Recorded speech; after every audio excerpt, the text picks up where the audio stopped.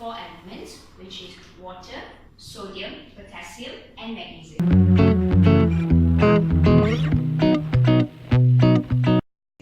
So our first element is water. Now, water, as we all know, is a universal solvent. It also acts as a temperature regulator in our body and a pH buffering agent. So there are two types of imbalances that can happen. One is dehydration and one is overhydration. So let's talk about dehydration first. Dehydration occurs when there's too little water in the body compared to solute. The etiology of it, meaning what causes it, can be diarrhea, vomiting, sweating, diabetes, burns, or frequent urination. And the symptoms that occur in a dehydrated person are thirst, dark urine, headache, dizziness, delirium, and low blood pressure. Next, any related diseases that can cause dehydration are heat stroke, kidney problems, low blood volume, and seizures. And when the doctor would like to diagnose dehydration, first he will perform a physical examination, and then he will also order a blood test or a urine analysis to confirm his findings. Lastly, how do we treat dehydration? First of all is through medication to treat the underlying issues. For example, if the person is suffering from diarrhea, then we shall prescribe the person with anti-diarrhea medication. Next would be to consume clear fluids such as water, chicken broth, or anything that will increase the water volume in the person's blood.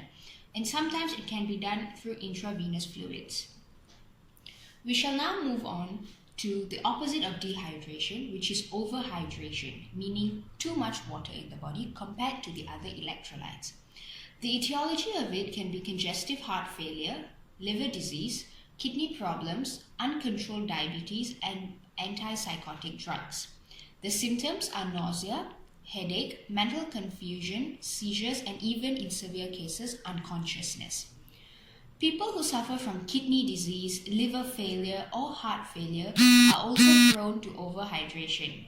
And as with dehydration, the doctor will perform a physical examination before ordering a urine analysis and blood test to diagnose this disease. Lastly, to treat overhydration, we will prescribe the patient with diuretics to remove water from the body, or in severe cases, replace sodium in the body.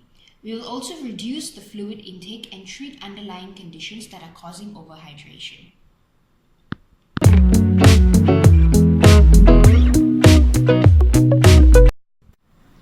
Now we shall move on to our next electrolyte, which is sodium. The normal level of sodium in a person's blood is between 135 to 145 MEq per liter. And sodium is important for nerve and muscle function, as well as to maintain blood volume and blood pressure. In times where the level of sodium is below 135 MEq per liter, this condition is known as hyponatremia, meaning there is less sodium in the body.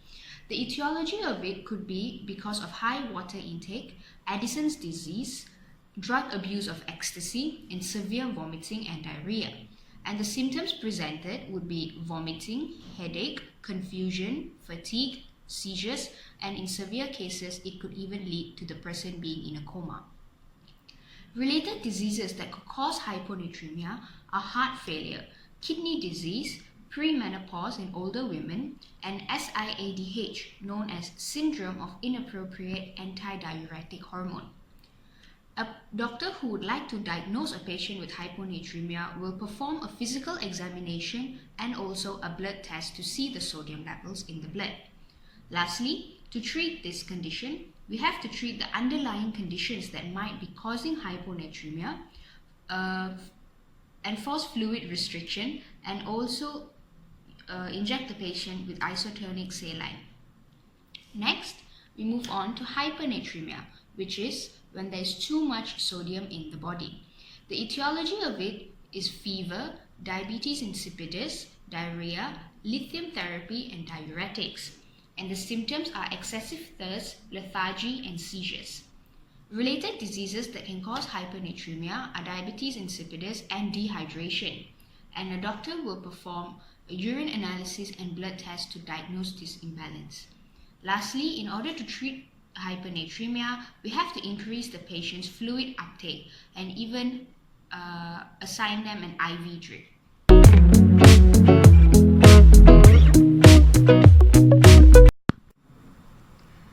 Our next element is potassium.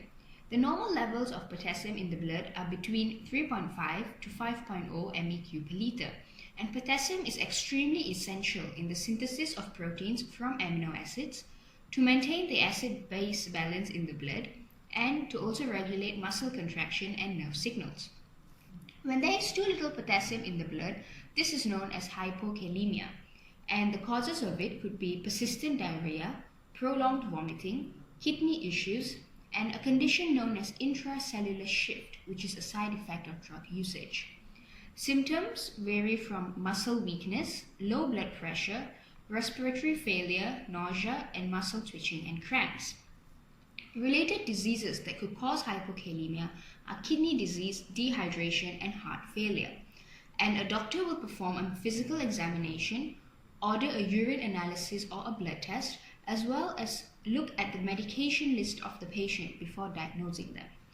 In order to treat hypokalemia, we have to prescribe the patient with medication, also prescribe them with potassium supplements, and also treat the underlying issue.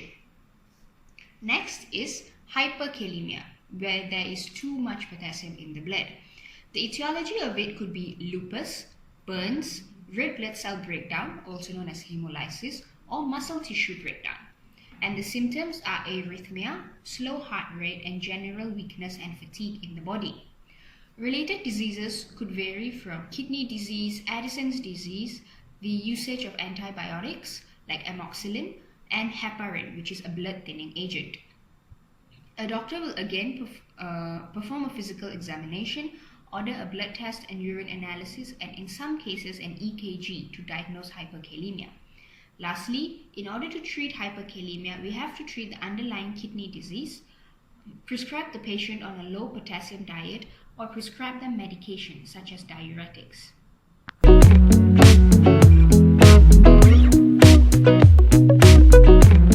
Now, let's talk about magnesium. The normal levels of magnesium in the blood are between 1.7 to 2.3 milligrams per liter, and magnesium is important for nerve and muscle function, to support the immune system, adjust the blood glucose level, and it also aids in protein synthesis. Besides that, magnesium is also responsible for over 300 biochemical reactions in our body. When there is too little magnesium, this is known as hypomagnesemia, and it can be caused by kidney disease or low dietary intake of magnesium. The symptoms are nausea, vomiting, weakness, muscle cramps, and numbness. And related diseases that could cause hypomagnesemia are type 2 diabetes, alcohol dependence or alcoholism, GI diseases such as Crohn's disease, and also a side effect of chemotherapy. Diagnosis can be done through a physical examination and a blood test.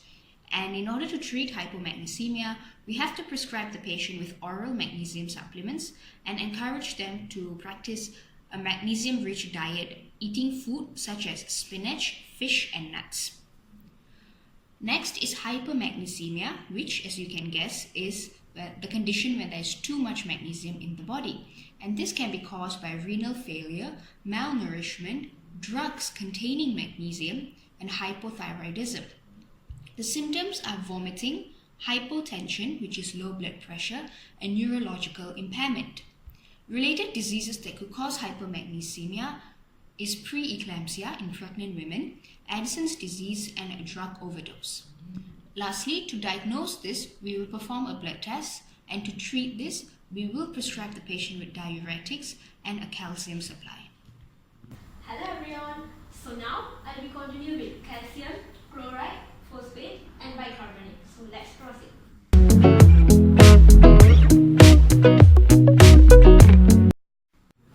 Alright, let's proceed with calcium. Role of calcium. Role in bones, teeth, health, muscle, nerve functions, cell functions, blood clotting, and it is absorbed absorbed in GIT system and also stored in the bones and excreted by the kidneys. So vitamin D plays a role in calcium absorption. Phosphate and calcium affects each other in the opposite way, which means if calcium is higher, phosphate will be lower. So now move to hypercalcemia, which means hyper means excessive and cal means is prefix for a calcium and emia means blood, which means it's too much calcium in blood. So as we see, normal calcium level is 8.6 to 10.0 milligram per deciliter. So when the calcium level is higher than 10.0 milligram per deciliter, it is known as hypercalcemia. So what are the causes of hypercalcemia? Remember HICAR, which means hyperparathyroidism, which means high parathyroid hormone causes much calcium to be released. Increased intake of calcium, which is excessive supplement of vitamin D and calcium. Glucocorticoids, it suppresses the calcium absorption and leaves too much calcium in blood. Hyperthyroidism and also calcium excretion decreased, which is known as thiazide diuretics, which is renal failure, and then adrenal insufficiency, which is Addison's disease, and then lithium usage, which is affects the parathyroid and cause phosphate to be lower and calcium to be increased. And then what are the signs and symptoms of the hypercalcemia? Weakness of muscles, EKG changes, which is shorten of the QT interval and prolong ST interval. Absent reflexes, which the person will be hyperactive, absent-minded, abdominal distension from constipation, and also kidney stone formation. What are the treatments and management? Medications such as calcitonin, calcimimetics, biphosphonates, and prednisone, and also IV fluids and diuretics. And we also suggested to drink more water, stop calcium-rich anthelate tablets, and switch to a non-thiazide diuretic. Now, what is actually hypocalcemia? Hypo means under or beneath, and calcium means prefix for a calcium, and emia means it's a blood. So, which means it's low calcium in blood, which means it is when the calcium level is below the 8.6 milligram per deciliter, it is known as hypocalcemia. So what are the causes of hypocalcemia? Remember, low calcium, low parathyroid hormone due to the destruction or removal of the neck surgery or thyroid deficiency, oral intake inadequate, or wound drainage, which means in the GIT system, or celiac disease plus Crohn's disease, and acute pancreatitis, low vitamin D intake, chronic kidney disease, or increased phosphorus level, using medications which is magnesium supplements, and then also mobility issues. Now move to signs and symptoms of this hypocalcemia. Confusion, reflexes hyperactive, arrhythmias, which is prolonged QT intervals and ST interval, muscle spasm in calves, feet, tetany, and seizures, and then positive Trousseau signs and sign of Crosset, which is hyperexcitability of facial nerve. Treatment and management: calcium supplement, which is calcium carbonate, calcium citrate, and calcium phosphate, and also diuretics, digoxin, and estrogen medications, and blood pressure beta blockers.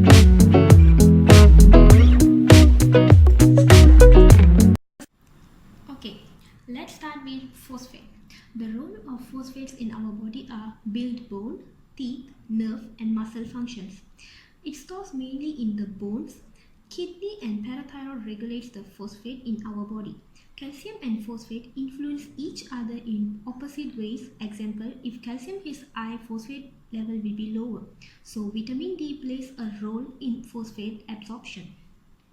So what is actually hyperphosphatemia? Which is hyper means excessive, phosphate means prefix for phosphate, and emia means blood, which means it's high phosphate in the blood. So normal phosphate level in our body is 2.7 to 4.5 milligram per deciliter. When it exceeds the 4.5, it is known as hyperphosphatemia.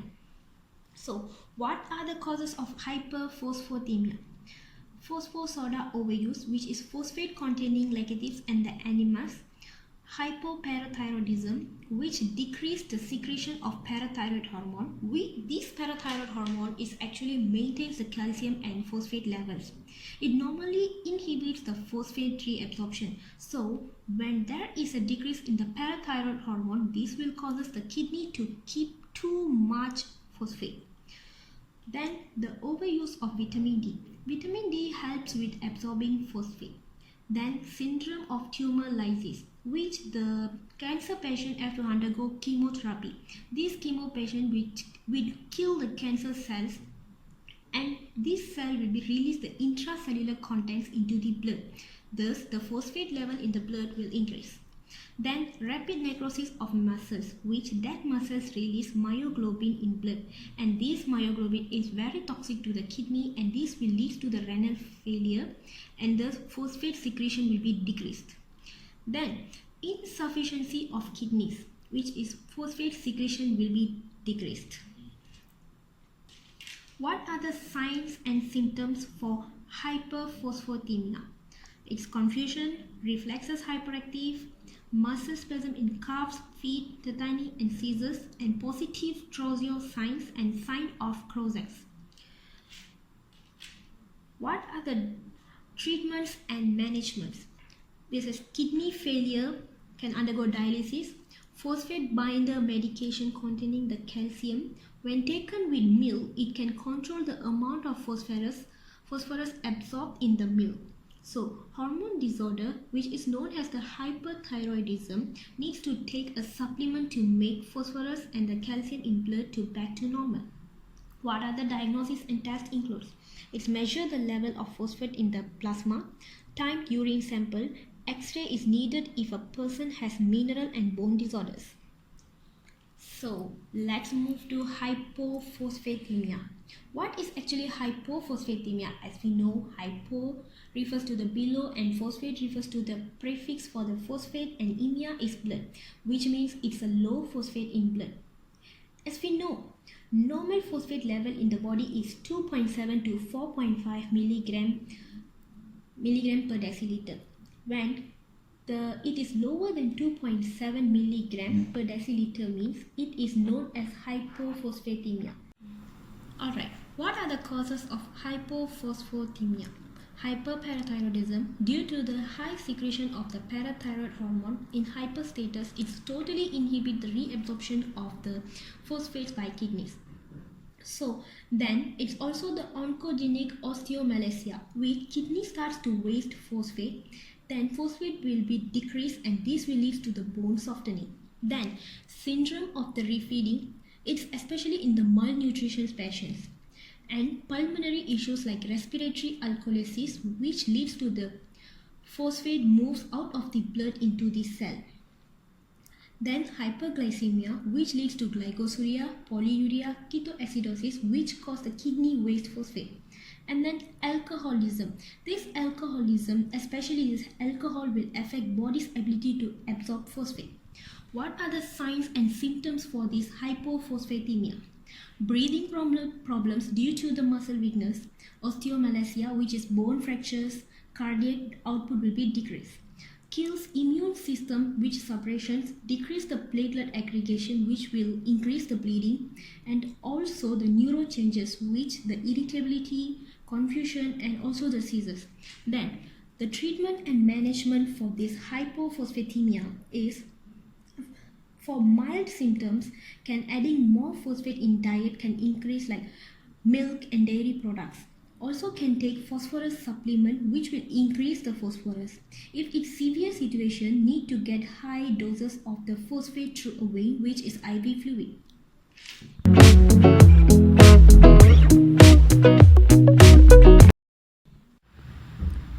So let's have a look. What does bicarbonate do in our body? It works as an acid buffer in our body. So what is hypobicarbonatemia? It is hypo, which means low or below. Bicarbonate is a prefix for bicarbonate, and emia is blood, which means there is low bicarbonate ions in the blood, which is also known as the metabolic acidosis. What are the causes of this hypobicarbonatemia? Let's look at it. Ketone develops in the body, which due to the uncontrolled type 1 diabetes, because of the diarrhea, kidney diseases, poisoning by the aspirin, ethylene glycol which found in the antifreeze or methanol, and also due to the severe dehydration. What are the signs and symptoms of this hypobicarbonethemia? Breathe fast, have a fast heartbeat, have a headache, be confused, feel weak, feel tired, have little desire to eat, feel sick to the stomach. What are the treatment and management for this hypobicarbonethemia? It's detoxification if you have drug or alcohol poisoning, insulin if you have DKA, and IV fluids given by needle through a vein in your arm, and also the sodium bicarbonate by the IV. What are the diagnoses? Are an anion gap test measure the chemical balance in blood, an atrial blood gas which is ABG, and also urine test and blood sugar meters to measure ketones in blood. Let's look at what is actually hypercarbonathemia. Hyper means, as we know, it's excessive. Bicarbonate means it refers to the prefix for the bicarbonate, and emia means it's blood. So which means actually there is too much bicarbonate in the blood, which is also known as the metabolic alkalosis. What are the causes of hyperbicarbonatemia? It's due to the loss of stomach acids, excess of antacids, diuretics, reduced volume of blood in arteries, EABV, heart, kidney or liver failure, and also due to the genetic causes. What are the signs and symptoms of this hyperbicarbonatemia? It's vomiting, diarrhea, swelling in the lower legs which is peripheral edema, fatigue, seizures, and also disorientation. What are the treatments for this? It's intravenous drip which is IV containing saline solutions which is sodium chloride.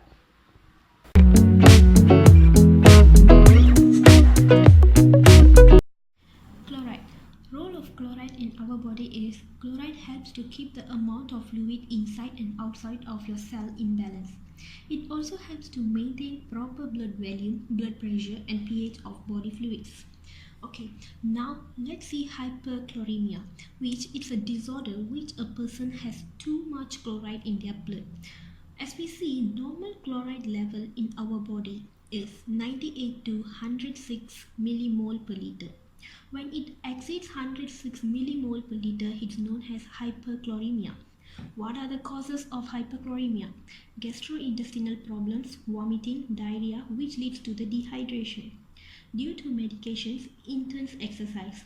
There's also high sodium level in blood, which is when chloride increases, sodium also increases. Too much salt intakes, diabetic insipidus, diabetic coma, and Addison's disease.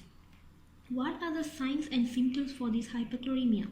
Fluid retention, high blood pressure, muscle weakness, spasm and twitches, irregular heart rate, confusion, difficulty concentrating, and personality changes. And there is also numbness and tingling, seizures and convulsions. What are the diagnoses?